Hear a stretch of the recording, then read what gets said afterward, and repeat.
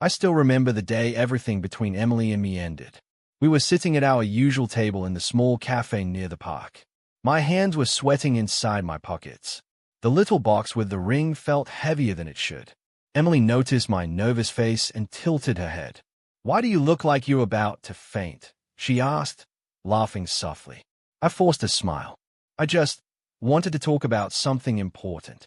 "Important?" she repeated. "Jason, you're scaring me now." I took a deep breath and pulled out the small box. "Emily," I said quietly, "we've been together for 3 years." She nodded slowly. "Yeah, we have." "I know life hasn't been easy," I continued. "My job isn't perfect, and I'm still trying to build something better. But I love you. I always have." Her smile started to fade. I opened the box and showed her the ring. "Will you marry me?" For a moment, she just stayed at it. Then she laughed. Not a soft laugh, a sharp one. "You're serious," she said. I blinked, confused. "Of course I'm serious." Emily leaned back in her chair and crossed her arms. "Jason, you're proposing to me?" "Yes. With that ring." "It's not expensive," I admitted, "but I saved for months to buy it." She shook her head slowly. "Jason, you're still working that small office job." "I know," I said quietly. "You make what? Barely enough to pay rent." "I'm trying to grow my career." She sighed loudly. "You can't even afford a house." Her words hit me harder than anything I had expected. "I thought you loved me," I said. She looked away for a moment. "I did," she said. "Did?" Emily leaned forward and spoke softly. "Jason, love doesn't pay bills." I felt something inside my chest tighten. "So that's it?" I asked. 3 years, and that's what it comes down to." "You don't understand," she replied. "I want a better life." "A better life?" "Yes. I want luxury, stability, success." I stared at her. "And I can't give you that." "Not now," she said. "And maybe not ever." I tried to laugh, but it sounded broken. "So what are you saying?" She hesitated before answering. "I think we should break up." The words felt unreal. "Break up?" I repeated. "Yes, because I'm not rich." She didn't answer. That silence said everything. I slowly closed the ring box. "Is there someone else?" I asked. Emily didn't meet my eyes. "There is."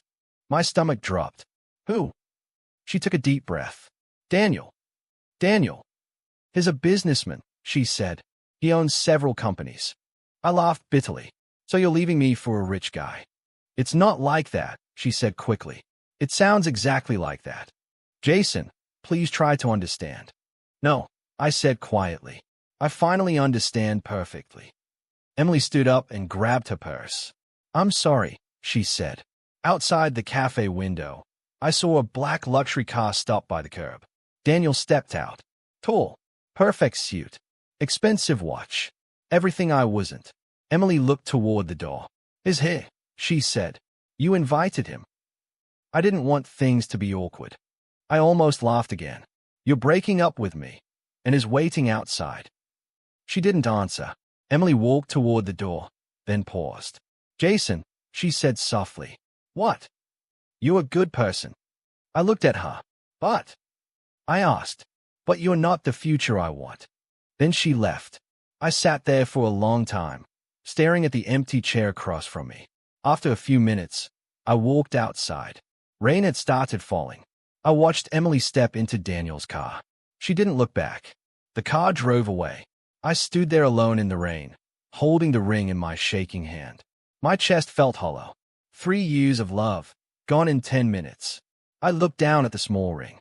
"I guess you were right," I whispered to myself. I was poor. I was powerless. But as the rain soaked my clothes, something inside me slowly changed. The pain didn't disappear. It hardened.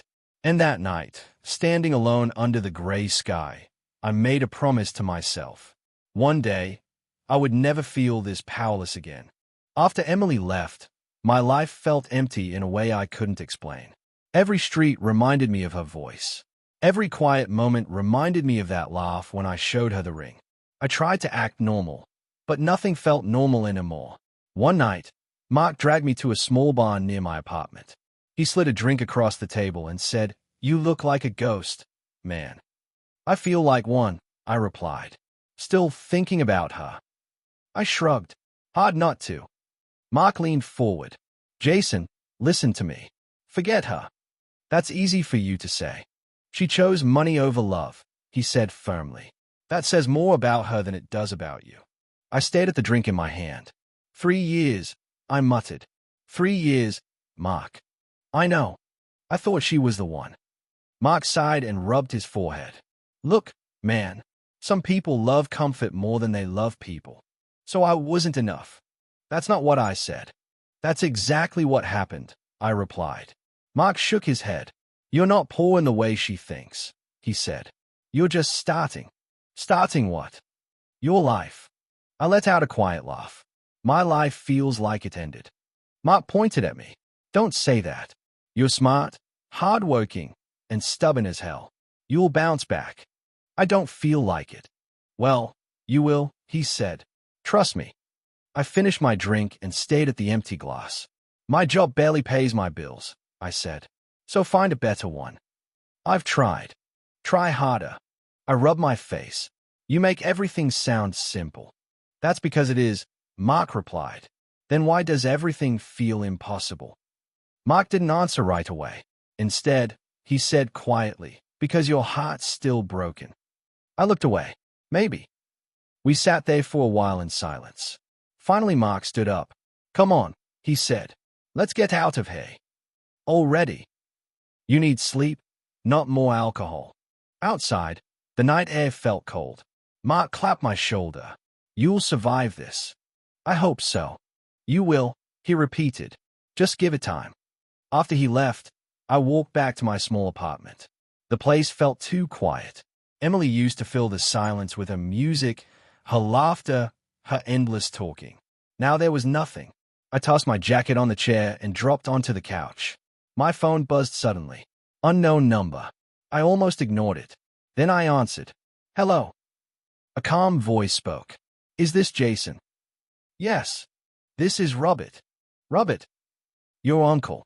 I sat up straight. My uncle. Yes. I frowned. I don't think we've ever spoken before.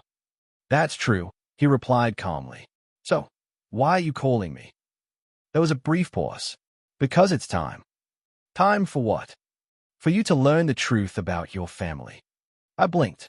What truth? You should sit down, he said. I'm sitting. Good. My chest tightened. Uncle Robert, what's going on? I've been watching your life from a distance, he said. That sounds a little strange. Perhaps, he admitted. But it was necessary. Necessary for what? For the right moment. I frowned. What moment? The moment when you're ready to hear the truth. I sighed. Look, I'm not really in the mood for mysterious conversations tonight. I understand, he said calmly. Then why call now? Because your life just changed. How would you know that? I know more than you think. I rubbed my forehead. This is confusing. It will make sense soon. Can you just tell me what you want? Yes. I waited. Jason, he said slowly, I think it's time you learn the truth about your family. My heart skipped. What truth? That your life isn't as small as you believe. I frowned. What does that mean? It means you've been living only half the story. Silence filled the room. Then I asked quietly, and the other half? You'll hear it from me, he replied. When? Tomorrow. Tomorrow. Yes. Where? At my office. I hesitated. Why should I trust you? Because I'm your uncle. That's not a very strong argument. Robert chuckled softly. Fair enough. So, come tomorrow, he said, if you want to know who you really are. Before I could ask anything else, the call ended. I stayed at my phone. My life felt broken only minutes ago. Now something strange had just begun. And somehow, deep down, I knew that conversation was about to change everything. The next morning, I stood outside a tall glass building downtown, staring up at the company name on the wall. My hands were in my pockets, and my mind kept asking the same question. What am I even doing here? I walked inside anyway. The receptionist looked up and smiled politely. Good morning. Can I help you? I'm here to see Robert Hayes, I said. Do you have an appointment? He asked me to come. What's your name? Jason. She typed something into her computer and nodded. Yes, Mr. Hayes is expecting you. She pointed toward the elevators. Top floor. The elevator ride felt longer than it should. When the doors opened, a man in a gray suit stood waiting. He looked older than I expected, with calm eyes and a relaxed smile. You must be Jason, he said. You're Robert. Yes. I shook his hand. It's good to finally meet you. I guess so, I replied, though I'm still confused about why I'm here. He laughed softly. That's fair. Come inside. His office was large but simple. He motioned for me to sit. So, I said, leaning forward, what truth did you want to tell me? Robert folded his hands. First, I want to ask you something. Okay, how have you been since the breakup? I blinked. You know about that. Of course, he said calmly. That's unsettling. I keep track of family. I sighed. Well, to answer your question, not great. Heartbreak can be useful, he said. Useful? I repeated. Yes, it forces people to grow. That's a strange way to look at it. Maybe, he replied, but it's often true. I crossed my arms. Can we get to the mysterious secret now? Robert smiled. All right. He turned his laptop toward me and opened a file. What do you see? He asked. I looked at the screen. A company profile. Correct. An investment company. Yes. I glanced at the name. Hayes Capital. That's the one. What about it? Robert leaned back in his chair. Your father helped start this company. My head snapped up. My father? Yes. That can't be right. It is. You're serious. Very. I stayed at the screen again. My dad was just an accountant. That's what most people believed. What do you mean? He was more than that. Robert spoke calmly. Years ago, your father and I founded this company together. I felt my brain trying to catch up. So you're saying, this company is ours? Partly. And my father owned part of it? Yes. But he died when I was a kid. I know. I leaned back in my chair. Why didn't anyone tell me? Your father didn't want you involved while you were young. That makes no sense. He wanted you to grow up normally. I rubbed my temples. This is a lot to process. I understand. So why tell me now? Robert looked serious. Because the company is in trouble. How much trouble? Enough that it might not survive another year. And you're telling me because? Because I need help. I laughed. You're joking. I'm not. You want my help? Yes. Robert, I work in a tiny office. I know. I barely pay my rent. I know that too. So why would you ask me to rebuild a company? Because I trust you. I stared at him. You don't even know me. I know enough. Like what? You're smart. That's debatable. You're hardworking. Also debatable. And you've seen what the real world looks like. I shook my head. That still doesn't qualify me to run a company. I didn't say run it alone, Robert replied. Then what are you saying? I want you to help rebuild it. I laughed again. Me? Running a company? Robert didn't smile. You're not joking, I realized. Not even a little. This sounds insane. Most opportunities do at first. I don't have experience. You'll learn. I don't have money. You won't need it. I don't have confidence. Robert leaned forward. That can change. I studied his face. You really believe this? Yes. Why? Because your father believed in you. The room went quiet. You knew him better than I did, I said softly. Yes. What would he say if he saw me right now?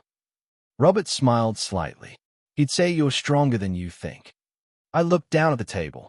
You don't need to be rich to start, Robert said calmly. What do I need? He answered without hesitation. Courage. I sat there for a long moment. Part of me wanted to walk away. But another part felt something I hadn't felt since Emily left. Hope. All right, I said slowly. Robert raised an eyebrow. All right. I'll try. He smiled. Good. Just don't expect miracles. I never do, he said. Where do we start? Robert stood and walked toward the door. Come meet the team. The team? Yes. As we stepped into the hallway, he added calmly, Welcome to Hayes Capital. For the first time in weeks, I felt like my life might not be over. Maybe it was just beginning. The next year became the hardest year of my life.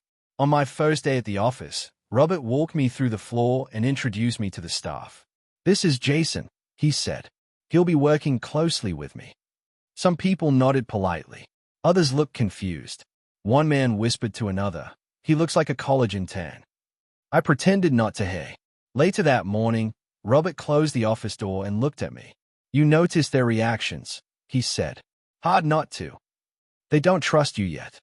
I don't blame them. Trust takes time, he said calmly. Good, I replied, because I plan to earn it. The first months were brutal. I worked late every night. One evening, a senior analyst named Carl dropped a stack of files on my desk. You really want to review these? He asked. Yes. That's 6 months of financial reports. I know. Carl raised an eyebrow. Most people would skim them. I'm not most people. He shrugged. Suit yourself. Another employee, Linda, stopped by my desk later. You're still here? She asked. Yeah. It's almost 10. I'll leave soon. She smiled politely. Good luck, she said before walking away. But not everyone was polite. One afternoon, I overheard 2 employees talking in the hallway. Why did Robert bring that kid here? One said. I heard his family, the other replied. So what? That doesn't make him qualified. Their voices faded as they walked away. That night, I stayed in the office until midnight. Stacks of papers covered my desk. Numbers, contracts, client histories. I whispered to myself, You asked for this. The next morning, Robert stopped by my desk. You look terrible, he said. Thanks.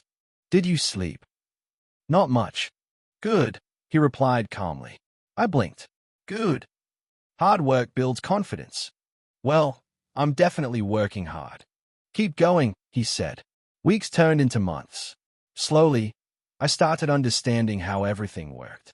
One evening, while reviewing employee records, a woman knocked lightly on my office door. Do you have a minute? She asked. Sure. She stepped inside and introduced herself. I'm Sophia, she said. HR manager. I've seen your name on reports. I've seen your emails, she replied. Good or bad? Both. I laughed. That's fair. She sat across from me and looked at the messy desk. You've been working non-stop, she said. Feels like it. Most executives leave by 6. I'm not most executives. Sophia smiled slightly. That's what I've noticed. What do you mean? You're different from other bosses. How? You actually care about people. I leaned back in my chair. Is that unusual? Very. She continued calmly. Most leaders only look at numbers. I look at both. Employees appreciate that. I nodded slowly. That's good to hear. Sophia stood up but paused before leaving. You're doing better than you think. I hope so. Don't worry about the doubters, she added. I'm not worried. Good. After she left, I stayed at the ceiling. Maybe she was right. Over the next few months, things slowly started improving. One afternoon, Carl walked into my office holding a folder. You should see this, he said. What is it? A new client. Already. Your negotiation worked. I smiled. That's good news. It's more than good, Carl said. It's the biggest contract we've signed this year. For the first time, he looked impressed. Later that week, Linda stopped by again. I heard about the contract, she said. Word travels fast. You're doing something right. Thanks. Sophia appeared behind her. Team meeting in 10 minutes, she said. Got it. During the meeting, Robert looked around the table and smiled. Our numbers are improving, he said. A few employees glanced at me. Carl spoke up.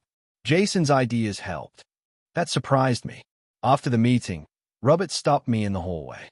You see, he said. What? They're starting to believe. Slowly. That's enough. Months passed. More clients came. The company slowly climbed out of its problems. One evening, Sophia and I stayed late reviewing reports. You know something, she said. What? You've changed this place. I didn't do it alone. Maybe not, she replied. But you led the way. I looked out the window at the city lights. You know what keeps pushing me? I asked. What? Something someone once told me. Sophia waited. She said I was too poor. Sophia frowned. Someone important. She used to be. I closed the file and stood up. Well, Sophia said quietly, she was wrong. I smiled slightly. Yeah. And I silently promised myself something again. Those words would never define me. 1 year changed everything. The same office that once felt intimidating now felt familiar. The employees who once doubted me now greeted me with respect. Our company was finally growing again. One morning, Robert walked into my office and leaned against the doorframe. Well, he said, smiling, looks like you survived. Barely, I replied. You did more than survive. I had help. You had leadership, he corrected. I shook my head. You're giving me too much credit. Robert laughed. I'm giving you exactly the right amount. Then he looked around the office. You know what this means, right? What? You're ready. Ready for what? He folded his arms. To officially take over. I stayed at him. You're serious. Very. You want me to become CEO? You've already been doing the job, he said. Now it's just a title. I leaned back in my chair. That's a lot of responsibility. Robert smiled calmly. Responsibility looks good on you. A week later, the announcement was official. I became CEO of Hayes Capital. That afternoon, Sophia walked into my office holding a stack of papers. Mr. CEO, she said playfully. Don't start, I replied. She laughed and sat down. How does it feel? Honestly. Yes. Terrifying. That's normal. What about you? I asked. What about me? You've been here longer than anyone. Do you think I deserve this? Sophia looked at me seriously. Yes. No hesitation. None. Why? Because you earned it. Before I could reply, she placed a resume on my desk. Speaking of owning things, she said, we're hiring new analysts. I know. There's an interesting applicant. Interesting how? Sophia tapped the paper. Good qualifications. Strong experience. Then what's the problem? She hesitated. You might want to see this yourself. I picked up the resume casually. Then I saw the name. My fingers froze. Emily Carter. For a moment, the office felt silent. Sophia noticed immediately. You okay? She asked. I didn't answer right away. Instead, I looked at the rest of the resume. Education. Experience. Previous company. Everything looked normal. Except the name. Emily Carter. My ex-girlfriend. The woman who laughed when I proposed. The woman who said I was too poor to marry her. Sophia tilted her head. Jason. I placed the paper down slowly. Yes. You suddenly went very quiet. I forced a calm expression. Did I? Yes. She pointed at the resume. Do you know her? I leaned back in my chair and crossed my arms. Memories flashed through my mind. The cafe. The ring. The rain. Daniel's car. I pushed those thoughts away. Then I smiled faintly. Yes, I said quietly. I know her very well. Sophia looked surprised. You do? We used to date. Oh. She blinked. That explains the reaction. For 3 years, I added. 3 years. Yes. Sophia looked down at the resume again. That must have been serious. It was. What happened? I shrugged. She chose a different future. Different how? Richer, I said simply. Sophia frowned. She left you for someone else. Basically. That's rough. It was a long time ago. Sophia studied my face. You seem calmer than I expected. I've had time. She nodded slowly. So, what do you want to do? With the application? Yes. I picked up the resume again. My eyes stopped on the phone number. She's looking for a job, I said quietly. Apparently. At my company. Sophia crossed her arms. Do you want me to reject it? I thought for a moment. Images from the past tried to surface again. Emily's laughter. You can't even afford a house. I exhaled slowly. No, I said. Sophia raised an eyebrow. No. Schedule an interview. You're serious? Yes. Are you sure that's a good idea? I think it's the perfect idea. Sophia looked curious. You're very calm about this. I'm not angry anymore. Really? Really? She stood up and picked up the resume. All right then, she said. I'll schedule the interview. When? Tomorrow afternoon. I nodded. Perfect. Sophia walked toward the door but paused. Jason. Yes. What are you thinking right now? I smiled slightly. I'm thinking life has a strange sense of humor. She laughed softly. That's true. After she left, I looked out the window at the city skyline. A year ago, Emily left me because I was poor. Now she was applying for a job at my company. And soon, she would walk into this office. Soon, she would see exactly who I had become. The next day, the interview room felt colder than usual. I waited behind the desk, reviewing the notes Sophia had prepared, but my mind was elsewhere. I knew exactly who was coming. The door opened, and she walked in. Emily Carter. My heart skipped a beat, though my expression stayed neutral. She didn't recognize me immediately. Her eyes scanned the office, then rested on me. I was different now.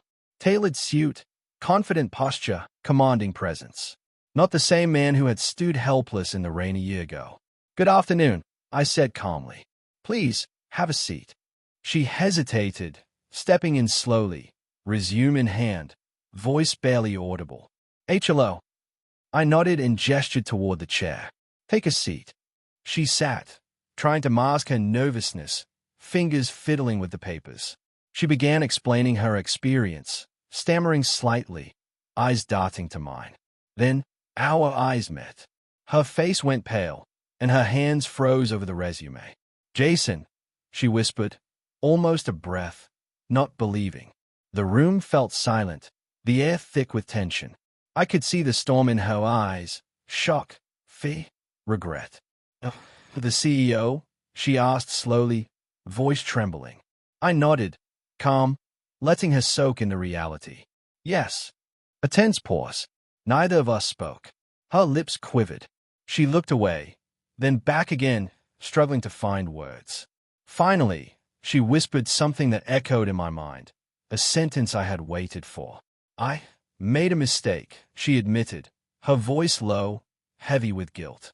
I leaned back slightly, keeping my face neutral. I had waited a long time to hear those words. Her eyes glistened with unshed tears. I never thought you'd. You've had your time, I interrupted softly. Now it's my turn to see what matters most. Actions, not words. She swallowed hard, guilt pressing on her shoulders. I didn't mean to. I know, I said quietly. But intent doesn't erase consequences. Her gaze dropped to the resume, now trembling in her hands.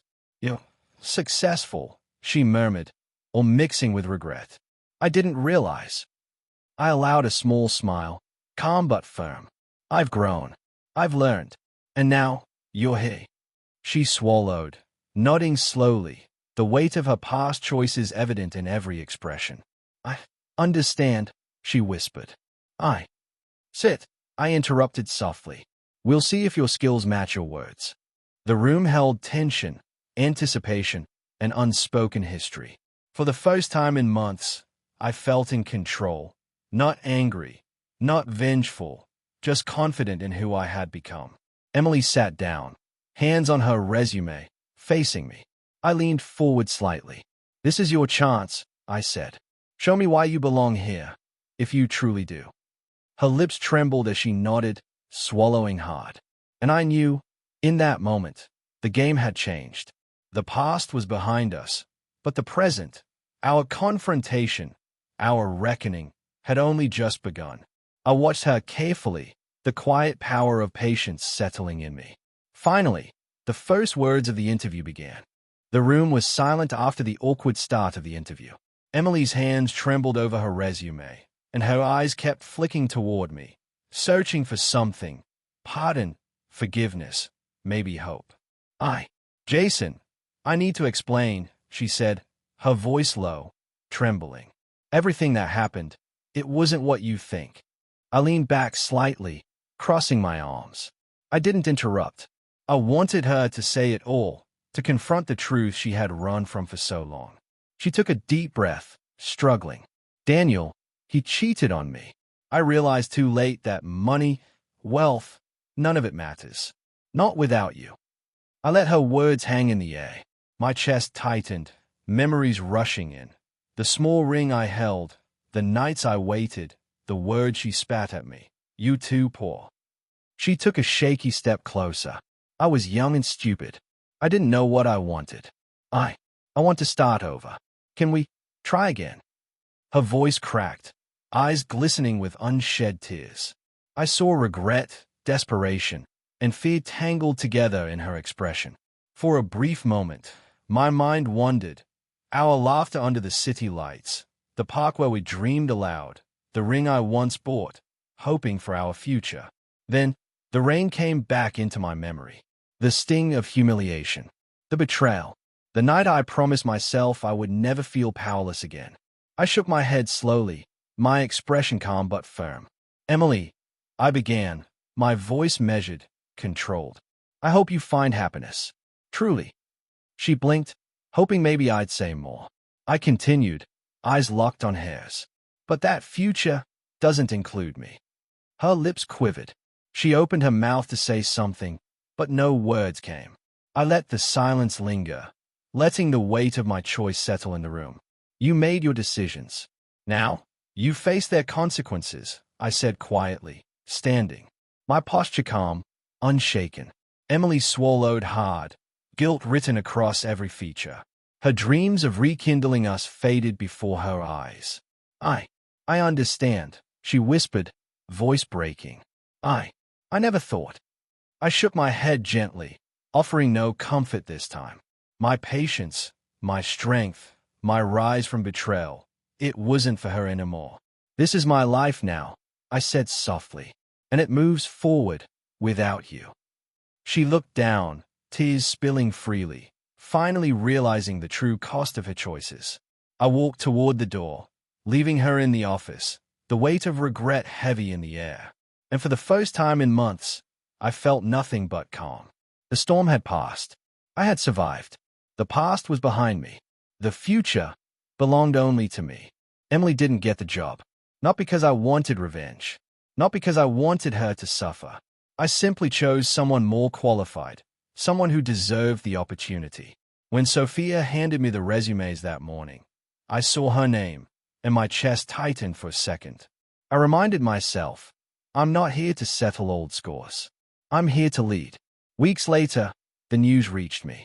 Emily was struggling financially. Daniel had left her with nothing, and the world she once thought she could rely on had crumbled.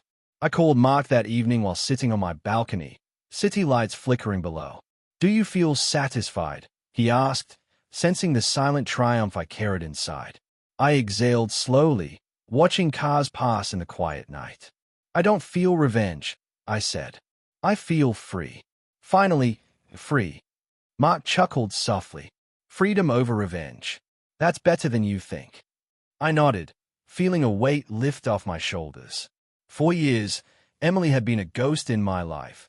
Her laughter, her betrayal, her rejection. But now, she was gone. No more reminders of heartbreak. No more reminders of my past weakness. My energy, my focus, my life, all mine again. I leaned back in my chair, eyes closed, feeling the breeze on my face. The pain of the past didn't vanish, but it no longer controlled me. I had learned, endured, and grown. Emily's regrets were her own. Daniel's mistakes were their own. And I had reclaimed my life, untouched by their chaos. Mark laughed softly on the phone. Sounds like you finally got what you were waiting for. Yes, I said quietly.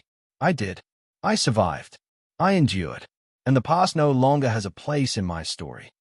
For the first time in years, Emily was no longer part of my life, no longer part of my mind, no longer part of my story. And I felt lighter, calmer, free. I took a deep breath, knowing the future was mine. The storm had passed, karma had arrived quietly, and I could finally move forward on my own terms. The night felt different, peaceful, steady, and full of promise. For the first time in a long time, I smiled. My story was mine again, and nothing could take that away. One evening after work, Sophia and I found ourselves alone on the office balcony, the city lights shimmering below like tiny stars scattered across glass and steel. "You've changed a lot this year," she said quietly, her voice carrying warmth and sincerity. "I had to," I replied, watching the traffic move below. I couldn't let the past define me. I couldn't let betrayal control my life anymore. She smiled softly, her eyes reflecting the glow of the city lights. "You know, I always believed in you, even when you doubted yourself." Her words made my chest tighten. I realized how much her quiet support had carried me through the hardest days. The night spent late at the office, the endless challenges, the pressure of rebuilding a company. It hadn't been easy, but I had survived. For a moment, we sat in silence, listening to the faint hum of the city below. The air between us was calm, comfortable, filled with unspoken understanding. Then she asked softly, almost hesitantly, "Are you finally ready to move forward?" I looked at her and felt a shift inside me. All the anger, all the pain, all the desire for revenge, it had faded. What mattered now wasn't success or proving someone wrong. The best revenge had already happened. I had found peace. "And maybe," she continued, her voice gentle, "love that respects you." I met her gaze, and for the first time, I felt the possibility of something real, someone who believed in me, someone who saw me for who I had become. "Yes," I said quietly, a small smile forming on my lips. "I think I'm ready." The city stretched endlessly before us, lights flickering like hope in the darkness. I felt lighter, freer than I had in years. The storms of the past had shaped me, but they no longer held me. Sophia's hand brushed against mine lightly, and I realized this was more than support. It was connection, respect, understanding. A new chapter was beginning, one not dictated by betrayal, heartbreak, or regret, but by choice. I inhaled deeply, feeling the crisp night air fill my lungs. The past had taught me lessons I would never forget, but it no longer ruled me. I was free to build, to love, to live on my terms. And as we watched the city glow beneath us, I knew this was my moment, my new beginning. A year ago, I stood in the rain, my heart shattered, clutching a ring that meant everything to me. Emily's laughter echoed in my mind, sharp and cold. "You're too poor," she had said, and walked away. That day, I felt powerless, small, defeated. But today, everything had changed. I stood in my office, overlooking the city skyline, the lights twinkling like distant dreams I had fought to achieve. I was the CEO of a growing company now, but the title didn't define me. The biggest change wasn't the money. It was me, the man I had become. Losing Emily had hurt like nothing else, but it had also forced me to rise. I learned to fight for myself, to reclaim control over my life, to build something worth more than anyone's approval. I thought about every sleepless night, every challenge, every failure that had tested me. I had faced betrayal, heartbreak, and doubt, and survived. The pain had shaped me, sharpened me, made me stronger than I had ever imagined. Sometimes betrayal isn't the end of your story. Sometimes it's the beginning. And now, looking at the city lights below, I understood that fully. I smiled, quietly, to myself. The man she once called too poor had finally discovered his true worth. I didn't need anyone else to validate me. I didn't need revenge. I had grown, I had thrived, and I had found my own peace. The past no longer held me captive. The future was mine to claim. And as I breathed in the night air, I felt a profound sense of freedom. I was ready for whatever came next. I was the man I had always wanted to be, strong, respected, and unshakably myself.